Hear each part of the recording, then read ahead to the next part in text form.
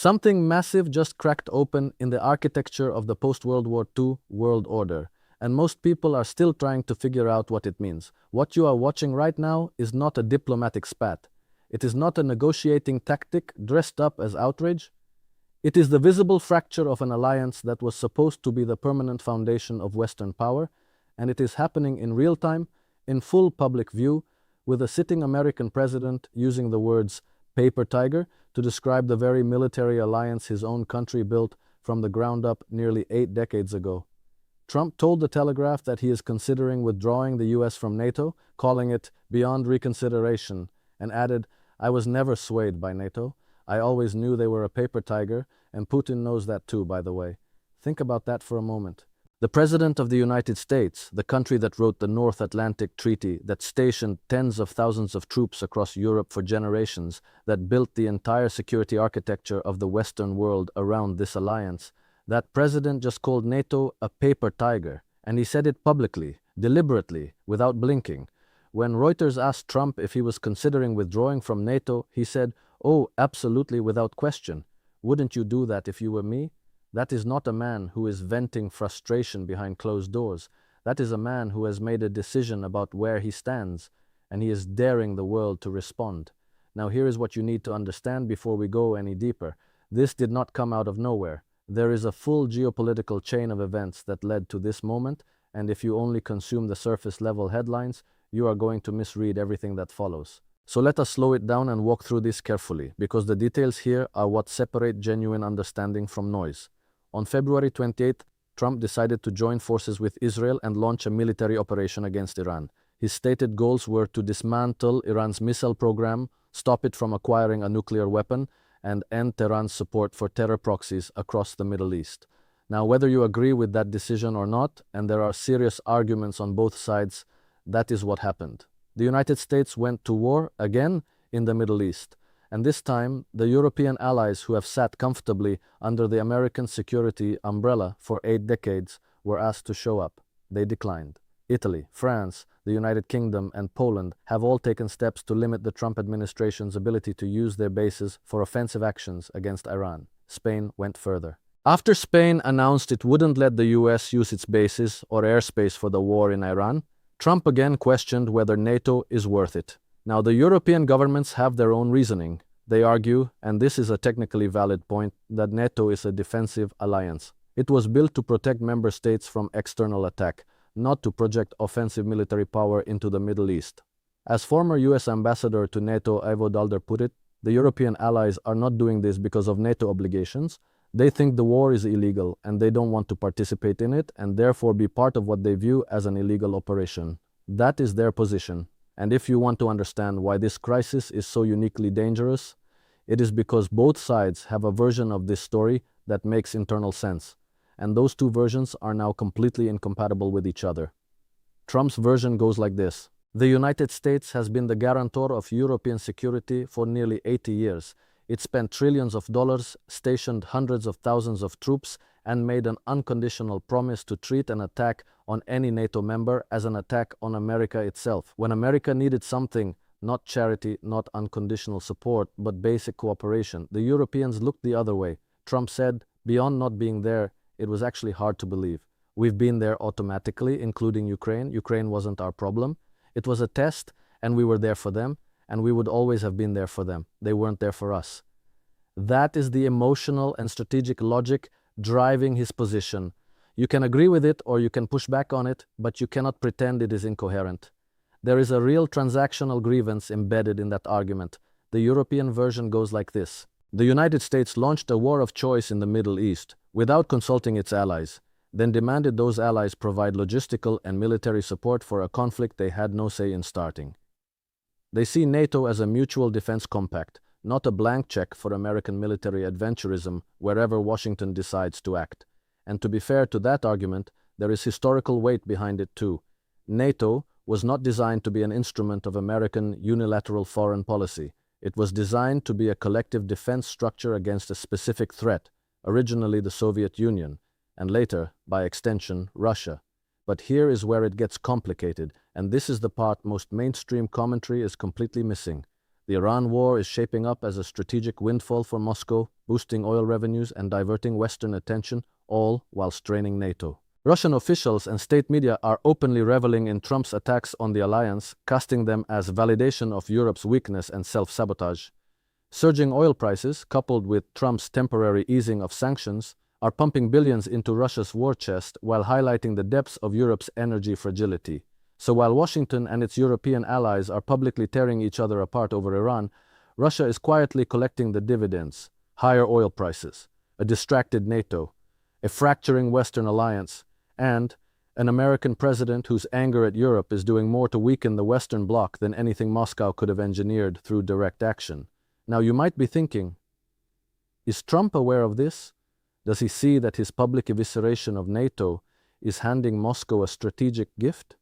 And that is a genuinely interesting question, because there are two possible explanations here, and they lead to very different conclusions. The first explanation is that Trump is playing a calculated negotiating game, that his threats to leave NATO are designed to pressure European allies into spending more on defense, into being more cooperative on American strategic priorities, and into recognizing that the security guarantee they have taken for granted for decades is not free. This reading would suggest that Trump is not actually intending to leave NATO. He is using the threat of departure as leverage to reshape the alliance on American terms. At the 2025 NATO summit in The Hague, most allies committed to investing 5% of GDP annually on core defense requirements, as well as defense and security-related spending, by 2035, and Trump referred to the decision as a big win. That was less than a year ago. So there is precedent for the idea that Trump's pressure tactics produce results. The second explanation is more unsettling. It is that Trump genuinely believes NATO has outlived its usefulness to the United States, at least in its current form, and that he is using the Iran war as the moment to make that rupture visible and irreversible. Trump said, "I'll be discussing my disgust with NATO," and when asked if he was considering withdrawing, he said, "Oh, absolutely, without question." There is a different quality to that language. Disgust is not a negotiating position. Disgust is a conclusion. And when a president uses language like that in public to major news organizations, on the record, something has shifted beyond the realm of tactical posturing. Secretary of State Marco Rubio, speaking to Fox News, said, "If, now, we have reached a point where the NATO alliance means we can't use those bases to defend America's interests, then NATO is a one-way street. That's a hard one to stay engaged in and say this is good for the United States. So all of it is going to have to be re-examined." When it is not just the president but the Secretary of State using language like that, you are no longer in the territory of off-the-cuff remarks. This is a coordinated message. The administration is telling the world, and telling Europe specifically, that the old arrangement is under genuine review, and the global reaction has been immediate and revealing. UK Prime Minister Starmer stressed that NATO remains the single most effective military alliance the world has ever seen, and that it has kept the world safe for many decades. Finland's President Alexander Stubb said he shared a constructive conversation with Trump about NATO, Ukraine, and Iran. Poland's defense minister urged people to keep a cool head, saying there is no NATO without the USA, but also no strong United States without allies, and that the alliance works both ways. These are calibrated, careful responses from leaders who understand they are walking on ice. They are not going to publicly antagonize Trump. But notice what they are all doing. They are affirming the value of NATO without conceding anything on Iran. They are trying to hold the alliance together while simultaneously refusing to join the war that triggered this crisis. That is a very difficult position to maintain. Russia's Kremlin spokesman Dmitry Peskov said that Russia views NATO as a hostile alliance, responding to Trump's speech on the Iran war and the future of the alliance.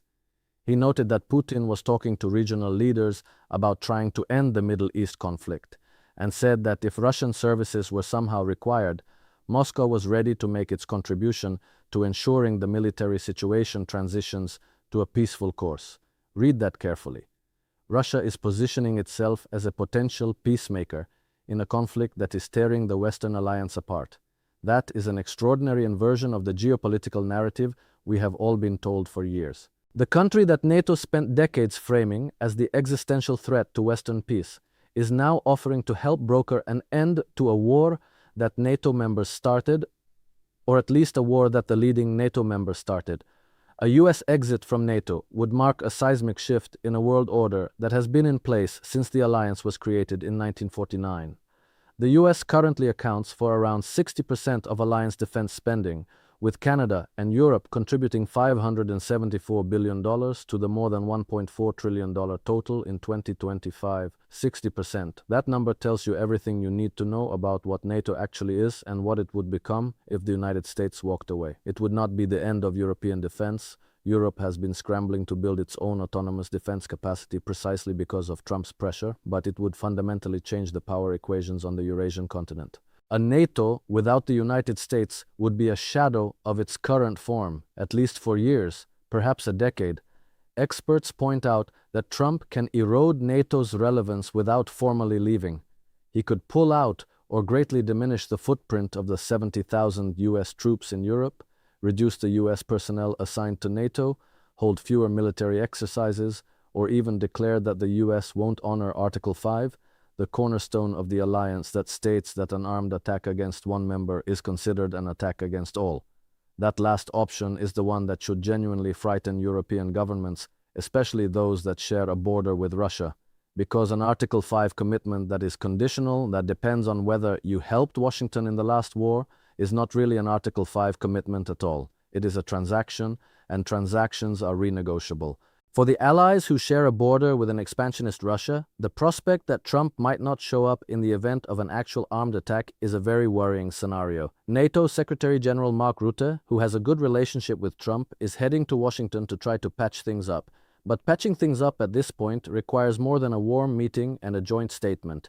It requires one side to move. Either the Europeans need to demonstrate some form of solidarity with American strategic priorities, or Trump needs to accept that NATO allies have their own sovereign judgments about which wars they will and will not join. And right now, neither side appears willing to be the one to blink. What we are really watching here is the collision of two fundamentally different visions of what the Western alliance is supposed to be.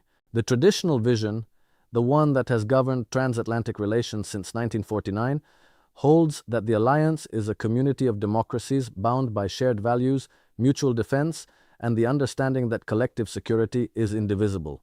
The emerging vision, the one that Trump is now articulating explicitly and without apology, holds that the alliance is a partnership of interests, that relationships are transactional, and that a country which does not show up when you need it should not expect you to show up when it needs you. These are not just different policy preferences, they are different moral frameworks for how nations should relate to one another, and the world is watching to see which one wins this argument, because the answer will shape the architecture of international relations for the next several decades. Democratic Senator Jeanne Shaheen and Republican Tom Tillis warned in a joint statement that withdrawing from NATO would fulfill the dreams of Russia's Vladimir Putin and China's Xi Jinping and undermine America's national security interests. That bipartisan warning is significant. It tells you that even within Trump's own political universe, there are serious people who believe this path leads somewhere very dangerous. But here is what I want you to sit with as you process all of this. The institutions and alliances that were built after World War II were built in a specific historical context to address a specific set of threats by a generation of leaders who had just lived through the worst catastrophe in human history. They were designed to prevent that catastrophe from happening again, and for 75 years, in their imperfect, sometimes hypocritical, often contradictory way, they broadly succeeded. The world did not have another world war. The great powers did not engage each other in direct military confrontation on a massive scale. The framework held. What happens when that framework starts to dissolve, not all at once, not in a single dramatic collapse, but piece by piece, through a series of individually explicable decisions that collectively add up to something transformative, is genuinely unknown. The real question, as one senior policy analyst put it, isn't whether the US leaves NATO, it's whether allies continue to trust the US to lead. And trust, once fractured at this scale, does not simply return because the immediate crisis passes. It has to be rebuilt, painstakingly, through consistent behavior over time. Right now, the consistent behavior is pointing in one direction, and the world is taking note.